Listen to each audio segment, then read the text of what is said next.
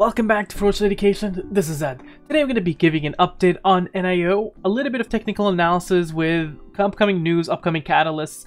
So I'm going to try to go briefly to technical analysis, but there's another video other than this one that I would recommend you watch. It's the comparison between NIO and LI.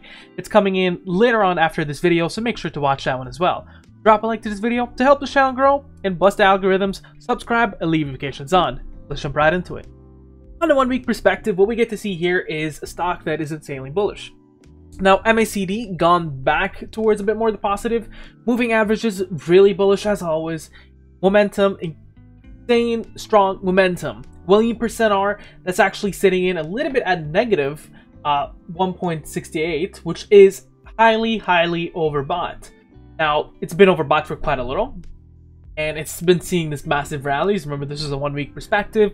Volumes is increasing, and ADX shows in, even though there's a massive strong trend, it shows in. Usually at this level of trends, they don't last that long. But NIO breaks the odds and keeps them moving upwards and upwards with a 52-week high for almost, how many days is that? 1, 2, 3, 4 days straight, 52-week high, day by day. Definitely killing the shorts in this one, and you'd be in the crazy mind. I mean, you'd imagine people shorting at 22.64 how they're feeling right now. Now, taking a quick look into everything all in all, moving averages look incredibly bullish into a one day perspective. MACD looks like it's actually going forward, right? It's increasing. Volumes are really healthy. William %R is again overbought, and what momentum here is insanely strong. ADX shows in it's still got a bit more leg, a day or two before it hits the 1 day warning signs of a pullback. Moving averages, I don't know if I would give these any accuracy. You can look at the last time it's really touched in and traded in it. But probably it would be all the way back in like a month and a week or so. So for the sake of the argument, on the top 3183, middle 2894, and 2604. Stochastic fast, it's been showing this warning sign at the top. It doesn't give us much, but for the sake of the argument, it's telling you that a pullback was most likely going to come sooner or later, which is something we probably know. I mean, uptrend, right? It's a massive, beautiful uptrend, but you still got pullbacks from an uptrend, and that's healthy. That's what gets more people in there.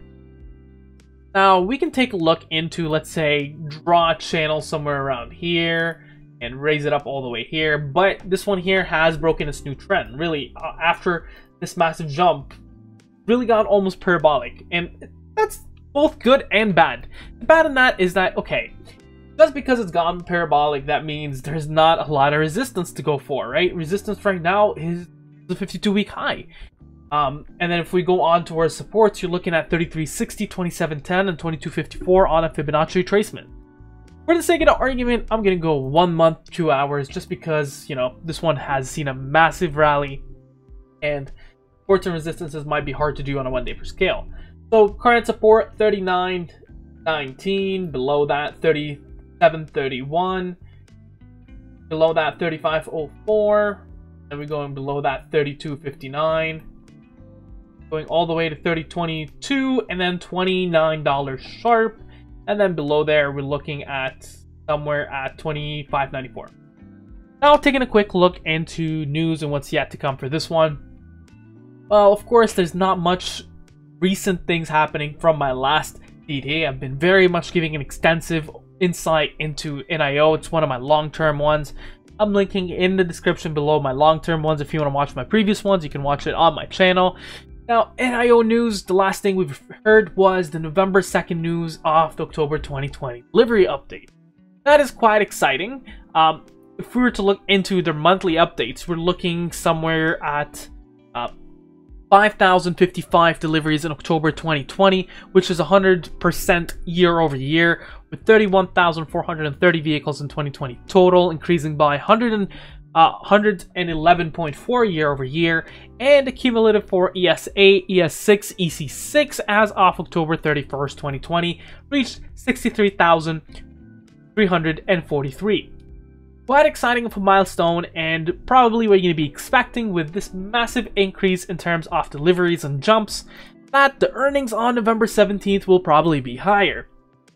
So my expectations is with the massive EV industry and China, and I've did cover this a bit more, and I'll cover it in the comparison video, I do expect that earnings will be quite amazing. It's after hours on November 17th, so I expect that it's probably gonna run somewhere closer to there again. The question now comes into, alright Ed, well, you said it's gonna run, and okay, but you also said I see a pullback based on the stochastic fast.